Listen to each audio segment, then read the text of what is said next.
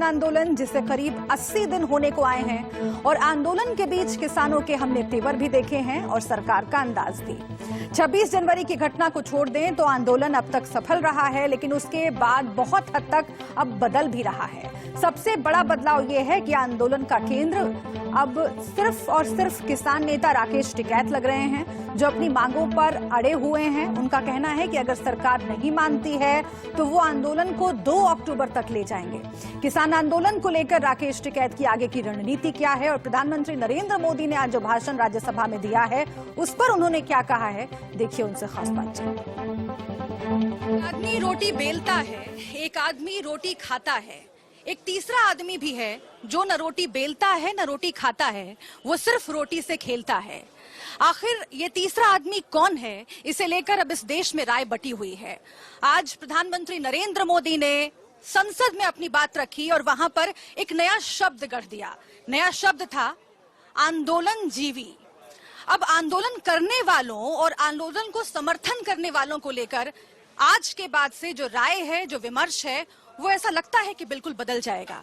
हमारे साथ इस आंदोलन का मुख्य चेहरा, इस आंदोलन को नई दिशा देने वाले और इस आंदोलन में नई जान फूंकने वाले राकेश टिकैत मौजूद हैं। हम उनसे ही बात करके समझते हैं कि आखिर आज के प्रधानमंत्री नरेंद्र मोदी के भाषण के बाद वो क्या सोचते हैं, उसके अलग अलग पहलुओं के बारे में वो क्या सोचते हैं। लेकिन सबसे पहले टिकैत साहब, जिससे शुरुआत मैंने की, आंदोलन जीवी, प्रधानमंत्री नरेंद्र मोदी ने आज एक नया शब्द दिया है, यानी कि कुछ ऐसे लोग हैं देश में जो आंदोलन किए बिना जी नहीं सकते और उन्हें पहचानना पड़ेगा, ये देश की जनता को उन्होंने कहा है।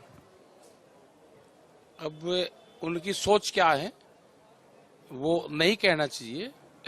जो लोग आंदोलन कर रहे हैं वो समाज के लिए आंदोलन करते हैं। क्या महात्मा गांधी भी आंदोलन जीवी थे? क्या जो देश में और लोग आए उन्होंने आंदोलन करे वे आंदोलन जीवी थे? क्या जब राम मंदिर पे लोग गए, अटल बिहारी वाजपेयी वे आंदोलक जीवित थे? या जितने लोग जेलों में गए वे आंदोलक जीवित थे? क्या अडवाणी जी आंदोलक जीवित थे? तो पहले अगर वे थे तो इस आंदोलन में भी हैं। वो बताना पड़ेगा कि जो देश में क्या सरदार भगत सिंह आंदोलन जीवित थे? उन्होंने आंदोलन करे हैं। देश की आज़ादी में जिन लोगों ने कुर्बानियां दी हैं, जो शहीद हुए हैं, तो उनको आंदोलक जीवी कहा गया है। तो वे अगर थे तो ये भी हैं। एक और शब्द उन्होंने कहा है, एफडीआई का नाम तो हम बार बार सुनते हैं, लेकिन एफडीआई को उन्होंने नई परिभाषा दी है, फॉरेन डिस्ट्रक्टिव आइडियोलॉजी। अगर हिंदी में कहें तो विदेशी विनाशकारी विचार। और बार बार इस आंदोलन को विदेश से कनेक्शन वाला बताया जा रहा है। तो अगर प्रधानमंत्री नरेंद्र मोदी ने संसद से ये कहा है तो आप क्या जवाब देंगे? विदेश से क्या कनेक्शन है इस आंदोलन का? विदेश में तो हमारे बच्चे रहते हैं, अगर वे फोन कर लेते हैं, उन्होंने कोई कंबल यहाँ पे भिजवा दिए तो विदेशी कनेक्शन हो गया। क्या कोई देश सहायता कर रहा है यहाँ पे? वो आंदोलन चला रहा? क्या किसी देश की इतनी हिम्मत हो जाएगी कि वो भारत की तरफ उंगली उठा कर देगा? उसके लिए तो हमारे फोर्सेज है, हमारे जवान है, उसके लिए जो पहरे पर रहते हैं वे हैं। उसके लिए विदेश विभाग है, वो उसमें चर्चा करे अपने, उसमें कैसे कर देगा कोई? वो हमारे बच्चे हैं जो बाहर रहते हैं, वे फोन जरूर करते होंगे हमको। कोई भारत के खिलाफ, कोई बाहर से कोई ताकते कोई बात कहें, उसको कोई सुन ले तो सुनने वाला भी गुनाहगार है। वो कौन से कारणों से सुन रहा है? यहाँ इस तरह की कोई विचारक यहाँ पर नहीं है। अच्छा, एक और बात बताइए, जो प्रधानमंत्री मोदी ने आज कहा और इससे पहले कृषि मंत्री भी कह चुके हैं कि कानून में संशोधन करने के लिए हम तैयार हैं। इसका मतलब ये नहीं है कि कानून खराब है, लेकिन चूंकि आंदोलन चल रहा है और कुछ लोगों को इससे आपत्ति है, वो गुमराह लोग हैं, ये भी बार बार कहा जा रहा है। आज भी प्रधानमंत्री मोदी ने इसी तरफ इशारा किया है और ये कहा है कि आप किस तरफ रहना चाहते हैं? आप सुधार की तरफ रहना चाहते हैं या समस्या का हिस्सा बनना चाहते हैं? और राष्ट्रनीति और राजनीति में फर्क करना होगा। राष्ट्रनीति के साथ आप खड़े हैं कि राजनीति के साथ खड़े हैं? टिकैत साहब, हम तो राष्ट्रनीति के साथ में खड़े।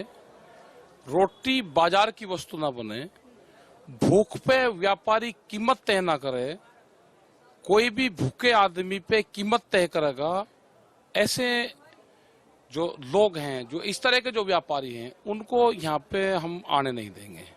जो लोग अनाज को तिजोरी में रखना चाहते हैं और भूख के आधार पे अनाज को निकाल लेंगे, ऐसे लोगों का पूर्ण रूप से मुकाबला करेंगे। रोटी पे किसी का हक नहीं होगा, रोटी बाजार की वस्तु नहीं होगी, रोटी तिजोरी में बंद नहीं होने देंगे। ये आंदोलन तो उसका है, ये चलता रहेगा आंदोलन। एक और अहम बात जिस पर चर्चा होनी बहुत जरूरी है और आपको भी अपना विचार उस पर जरूर रखना चाहिए। आप लोग शुरुआत से कहते आए कि ये आंदोलन जो है वो किसान बनाम सरकार है, लेकिन अब सरकार के मंत्रियों की तरफ से और खुद प्रधानमंत्री मोदी ने जो कहा है उससे ये लग रहा है कि ये छोटे किसान बनाम बड़े किसान का झगड़ा है, क्योंकि उन्होंने चौधरी चरण सिंह की याद दिलाते हुए कहा, और यहाँ पर आंदोलन में जब भी मैं आती हूँ मैं देखती हूँ बड़े बड़े पोस्टर्स भी लगे हुए हैं चौधरी साहब के। उन्होंने ये कहा कि चौधरी साहब भी छोटे किसानों की बात करते थे। आज 86% जो किसान हैं वो छोटे और सीमांत हैं, और हम यानी कि सरकार जो फैसले कर रही है वो उन्हीं छोटे किसानों को ध्यान में रखते हुए 2014 से करती आ रही है। उससे पहले उन्हें इग्नोर किया जा रहा था, लेकिन अब जो ये आंदोलन हो रहा है आखिर क्यों हम इस पर ध्यान दें? क्यों ना हम 86% किसानों का जो हित है वो सोचें? इस पर क्या कहते हैं? हाँ, तो हम भी तो उसी का कह रहे हैं। जो एमएसपी हैं, हम भी तो कह रहे हैं कि जो छोटा किसान है उसको व्यापारी उसके गांव से ही लूटता था, उस पर एमएसपी पे कानून बना दो।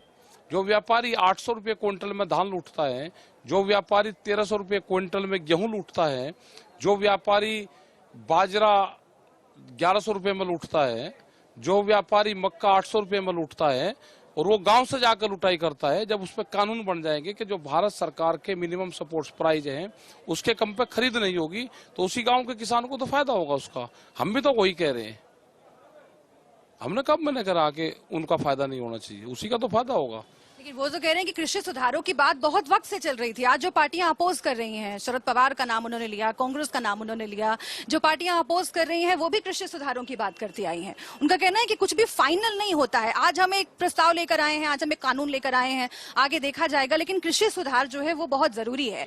उन्होंने ये भी कहा राकेश जी कि लाल बहादुर शास्त्री की जब सरकार थी उस वक्त भी कृषि सुधार आए थे, उस वक्त भी बहुत विरोध हुआ था, कोई कृषि मंत्री नहीं बनना चाहता था, लेफ्ट वाले जो हैं वो कांग्रेस को अमेरिका का परस बताते थे।